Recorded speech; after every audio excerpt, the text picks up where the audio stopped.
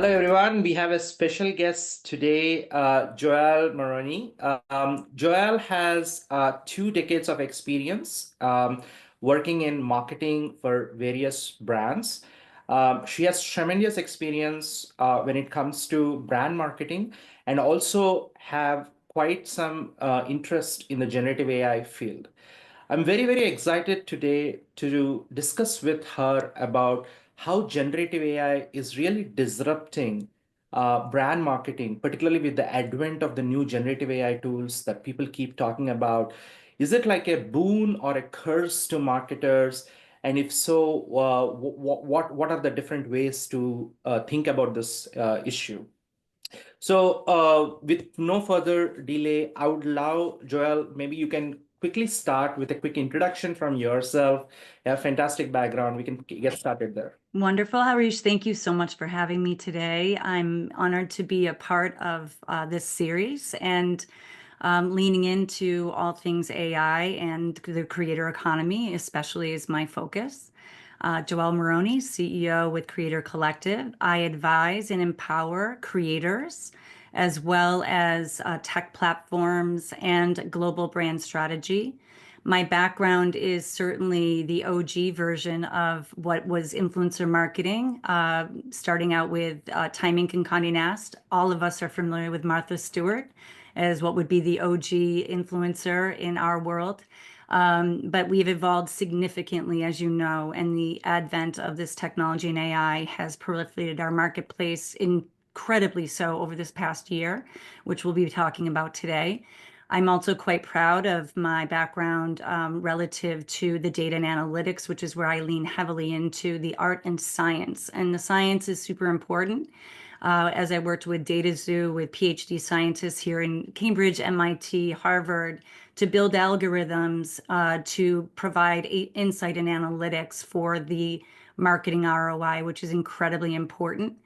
We know, and we'll get into this today, that it's been really critical for CMOs to lean in on AI in particular over this past 6 months. And I think the data shows with eMarketer that about 65% of CMOs are testing, learning, iterating with AI. But there are quite a few that are holding out because they are still trying to figure out the work processes over this next year or two, which we can dive into more. But what's very exciting is this creator economy and influencer marketing opportunity to leverage AI because it's going to be close to a $25 billion industry here in 2025. That's really big. Thank you so much for sharing that detailed information. So, Joel, getting into the crux of it, pretty much in the world now, people are using tools like ChatGPT, tools are like Midjourney, and now the latest, sensation, which is all about DeepSeek, and also even Grok to some extent. Um, as these new tools are coming in everyone's life, maybe you can throw us some light about how are they affecting marketing departments on a day-to-day basis? What are some things that people are doing differently, particularly in marketing department? I'm glad you brought that up because there are different ways to look at this. And I know we'll get into a lot of the different nuances, but at a high level, it has been a great thing, in my opinion. I think it is refining efficiencies in a way that we've never had accessibility to previously.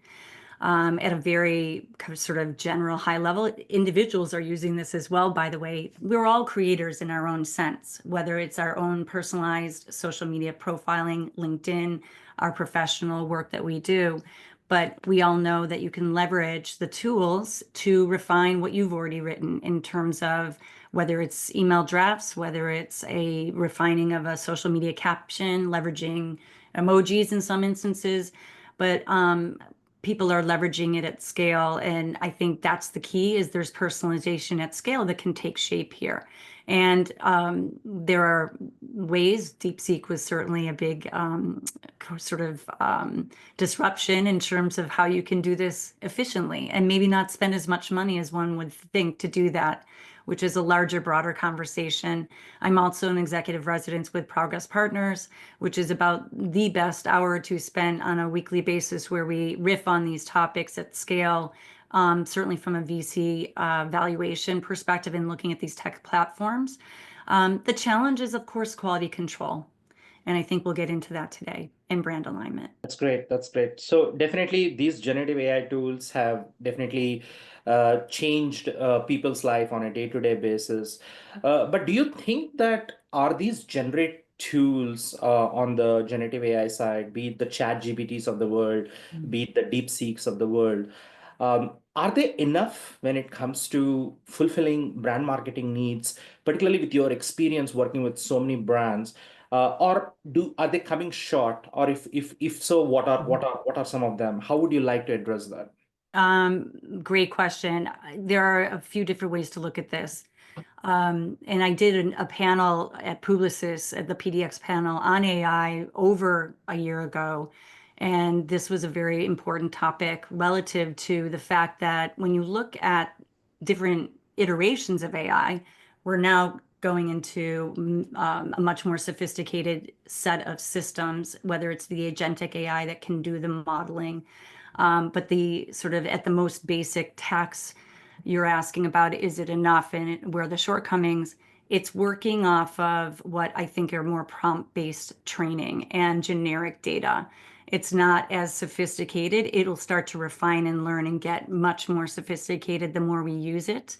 But depending on the different tools and I do this in terms of curating different tool sets that work the best for brand marketers, they're not necessarily optimized for brand voice and or authenticity.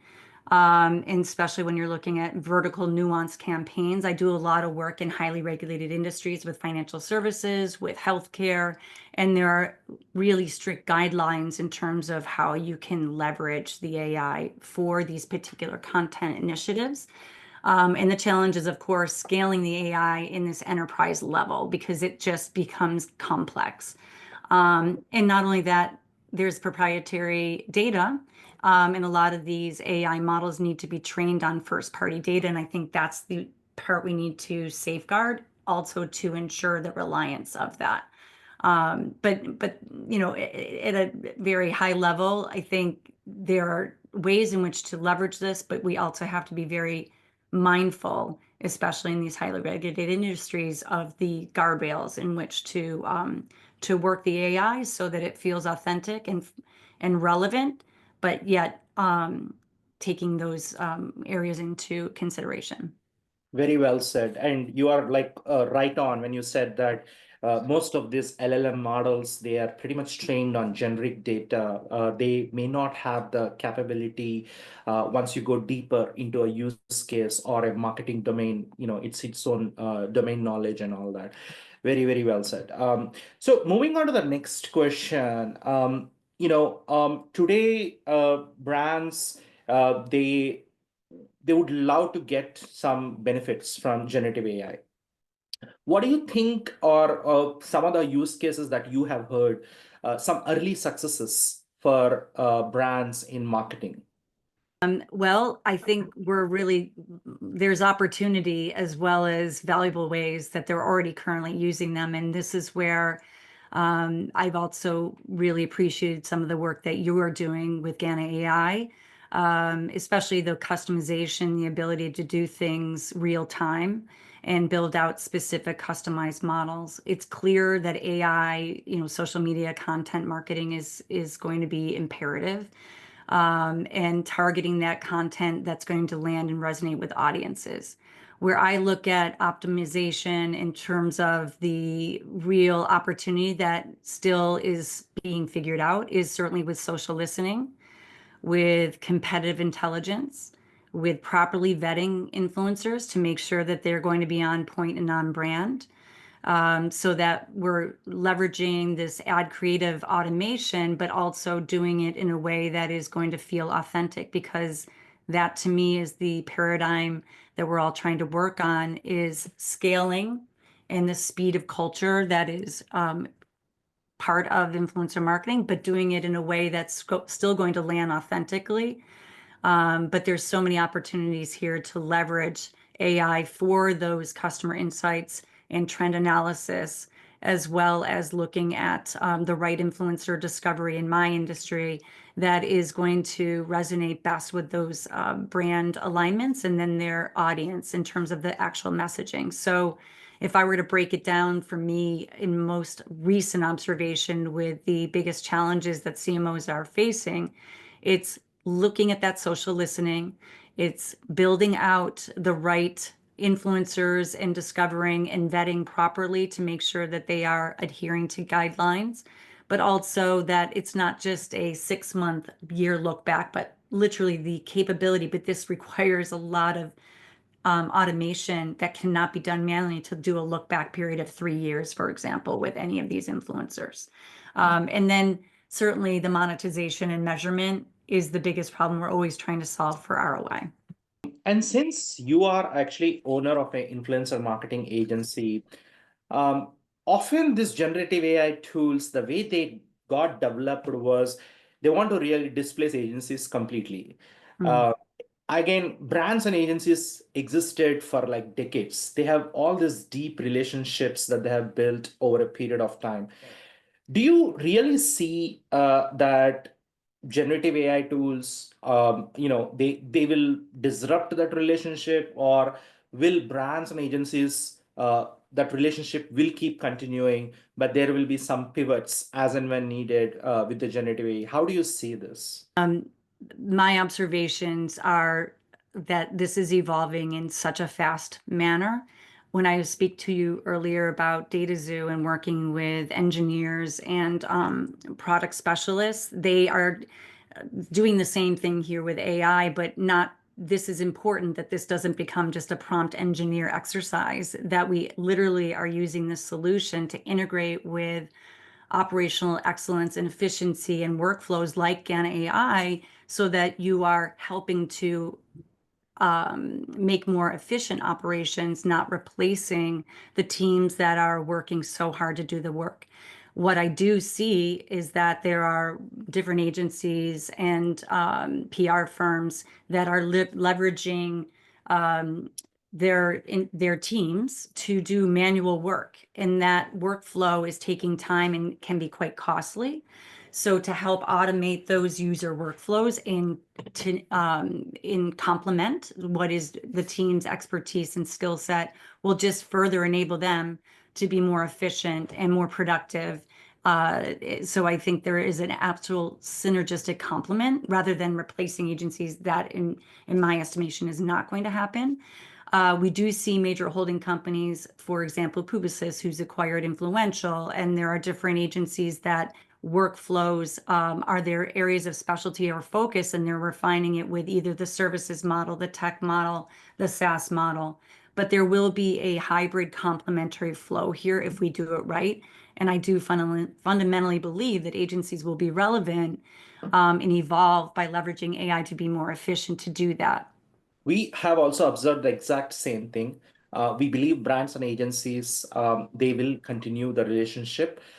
It's just that agencies need to adapt and find better strategies for efficiency, productivity of their teams internally, because as you rightly pointed out, a lot of tasks are being done manually, which probably can be automated a lot through the AI agentic architecture, like what you pointed out, and trying to focus more of the agency's time on the creative part, which I believe, as you know, every agency would love it to spend more and more time on the creative part and not on the manual adherent tasks.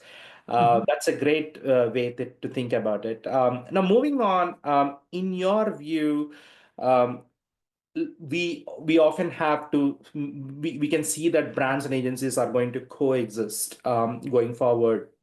How do you see that their behavior would change? Like you mentioned about manual, tasks can be automated. Any other things that you can think of that would be changing because of the AI technology? Certainly increasing productivity, as you said, so that we're automating these repeatable tasks that can be time consuming, and whether it's the content creation, but doing it with the authentic voice that resonates with the brand authenticity, but reporting, ad testing, testing, iterating and learning, A/B split testing, those are really super efficient ways to continue to refine, test, and iterate.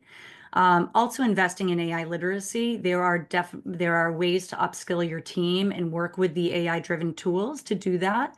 And then using the AI for strategic insights so that they're not just execution, but then also being able to enhance the creativity rather than replacing it. But also certainly adapting these AI collaboration tools so that there's a seamless workflow, and having different login-based permissioning so people can look at this and also use it as a collaboration tool between agencies and brands, so that there is more of a communication style that's collaborative as part of this. It's such a great opportunity to stay ahead of AI. I was just recently at the Kendall Project in Cambridge, which is an exceptional AI think tank for different verticals. I highly recommend it for those people who are in the Boston market area. But I know these exist all over the country, certainly San Francisco, Harish, where you sit. But there's ways to invest in your team, empowering your team so that they're learning and adapting this incredible opportunity. That's very nice. So essentially, any other advice that you would like to give for marketing teams inside brands or agencies? Because obviously, this whole generative AI world, we are in a post-generative AI world. Mm. Things need to adapt, but some people are still skeptical in terms of what AI can do or how AI can help, particularly in marketing. What sort of advice do you have for those people? For sure, to see Gen AI as a opportunity, not as a threat. As I quoted earlier with e-marketers data, that there are many people that are still reticent, or CMOs that are still taking inventory on it, testing it, but there are some that are waiting, and that I think time is money. Education is empowerment, and to leverage this at their best ability to do that, because everything is happening at the speed of culture. But also to focus on the high value creative work. I think letting AI handle the repetitive tasks so that the minutia and the manual work can be done more efficiently. And AI is, we know, a game changer, and to embrace it and stay ahead of the brand marketing, as we're seeing with all the different platforms, whether it is Meta or TikTok. We haven't even gotten into that today, but there are a lot of efficiencies taking shape on all the different channels, and the way in which consumers are ingesting the content, so that we can have the agency models and brand marketers do what they do best from that creative execution. Very well said. So I think we are going to conclude with some questions asked from some of our audience. Mhm. I think one of the first question which was asked is, what skills should marketers develop to work efficiently with the generative AI tools? So I touched on that. I think learning the different ways in which the platforms work, and actually leveraging different tool sets, testing different models. I know people have preferences on the different AI tools that they're working with, but to use them as different test case studies and putting the different prompts in, while also seeing how, rather than it being binary, it's Boolean logic, and leveraging the different ways that the platforms work, and find what suits your company model best, so that it's also not taking too much time for the team to learn, but they're able to also invest in their teams to find the best ways in which to work cross-functionally. Very well said. So the second question is, there are many smaller brands, some are in growth stage, but most of these brands have limited budgets. How can they leverage generative AI to compete with the larger companies who have a lot more resources? Yes, that's a very important question. I spoke with a colleague this morning. We were just talking about that in terms of the way in which, again, these larger companies, the major CPG companies, P&G, Unilever, all the large CPG companies and or Fiserv and automotive have the luxury of budget to test different marketing tactics. And really doing that in a way that they can scale. And certainly influencer marketing, in my instance, can be a component to that. And it certainly can be very effective when you don't have huge budgets to scale, because the content that you are investing, whether you're working with a mega celebrity talent or a micro influencer or macro, you can leverage that content to test, iterate, learn with AI so that you can build out more efficiently than buying a $3 million spot on the Super Bowl, ways in which to slice that content, whether it's for recruitment, for website or O&O, and leveraging it on CTV, which we're seeing a lot more of, by the way, in terms of the way consumers are ingesting that data. So I think smaller brands with limited budgets should lean in on that wholeheartedly and just start small and then begin to scale with what is landing and resonating best with their audiences. It all comes down to finding efficiency, increasing that productivity, because as you rightly pointed out, most of the brands may not have the luxury of these larger CPG brands in terms of budgets or resources or anything. So certainly that is, something to look forward to, because most of the resources that larger companies have is limited to them. But the whole advent of this generative AI, I think even smaller brands can start unlocking those marketing strategies at a much economical price. One last question. I think this last question we're going to talk about is, what are some of the common mistakes brands make when they are considering generative AI solutions into the marketing workflows? Any lessons or any sort of things that they need to look upfront? That's actually a great way to sort of tie in some of the things we started off with, which is a common mistake I've observed is people using more generic prompts. Deepak Chopra came out with a digital Dharma book, and I think it's really well put. The more contextual relevance that you provide the AI tools, the more refined the outcome and the workflow processes. And certainly finding partners like Gana AI and other companies that resonate with their particular workflow processes is going to refine that and provide more contextual relevance. Because the more we refine these tools, the more intuitive and efficient and accurate and authentic it can work to build out what everybody cares, the economies at scale. Really great. Thank you so much, Joel, for providing some time. I'm sure that the audience get to learn a lot of interesting information from you. Very, very interesting to see that you come from marketing background and have a lot of interest in how generative AI can be considered as actually a boon to the marketing people to provide, increase their productivity to the next level. There will be some skepticism here and there, but I also strongly agree with you that the whole AI will be a game changer for the marketing department, and people need to adapt themselves in this post-generative AI world. I mean, like years back when there were no calculators, there was a revolution that, we should not use calculators, but now that became a new norm. Same thing with phones. I think we are getting into this thing where now generative AI is like almost like you have to use it type of thing, almost like you have to probably teach it in marketing in the school itself and all that.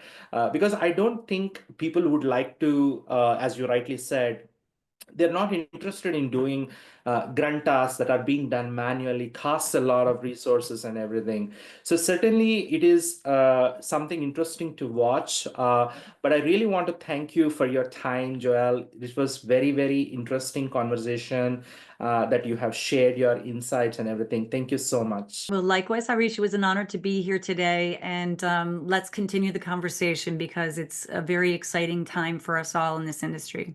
Thank you. Thank you so much.